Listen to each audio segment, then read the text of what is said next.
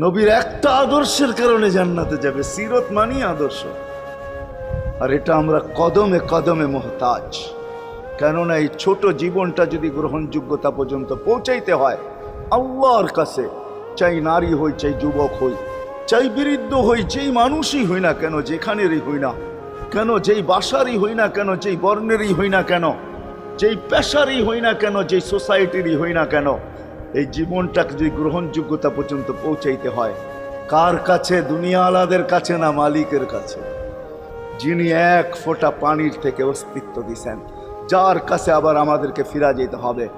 পালানের কোনো সুযোগ নাই। এই জন্যই কোরআন আমাদেরকে বোঝায় আইনাল মাফার। আল্লাহ বলতেছে কোথায় ভাগবে তুমি, বলো কোথায় ভাগবে? কবির কথাই সত্য, যদিও নাকি পালাও তুমি আকাশেতে লাগিয়ে সিঁড়ি, সিঁড়ি লাগাও যদি